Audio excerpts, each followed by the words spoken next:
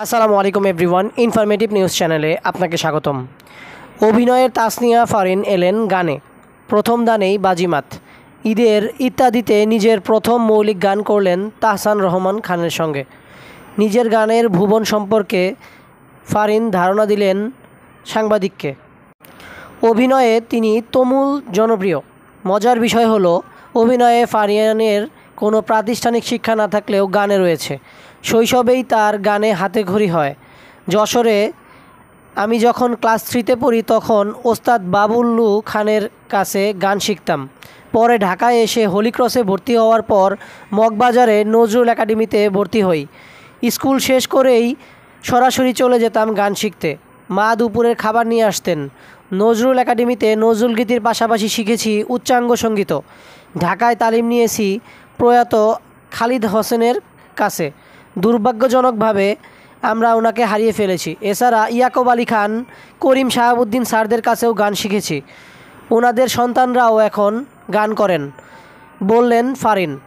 পুরনো দিনের কণ্ঠশিল্পীদেরই বেশি পছন্দ করেন ফারিন। তাদের কণ্ঠের গানই শোনেন বেশি। বলেন, গানের ক্ষেত্রে আমার পছন্দ পুরনোরাই।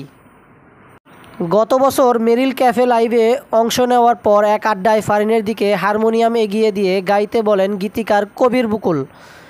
ফারিন বলেন, তিনি কিন্তু জানতেন না গানে আমার প্রাতিষ্ঠানিক শিক্ষা আছে। আমি গাইলাম এ কি অপরূপ রূপে মা তোমায়।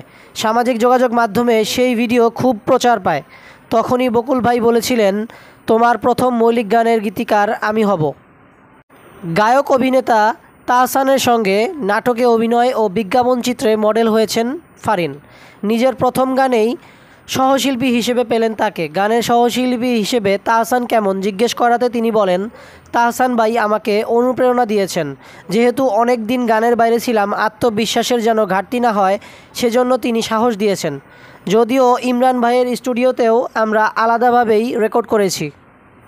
ইত্যাদির মঞ্চে যখন একসঙ্গে পারফর্ম করি তখন তিনি আমাকে সাহস দিয়েছেন, এ কথা বললেন ফারিন। দেশে বা আন্তর্জাতিক অনেক শিল্পী গান ও অভিনয় সমান তালে চালিয়ে যান।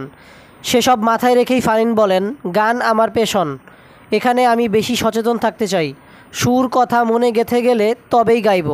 ইত্যাদির আগেও অনেক গানের অফার এসেছিল, কিন্তু করিনি। ভবিষ্যতেও তাই করব। মনের মতো হলে সিনেমায় গাইতেও আপত্তি নেই।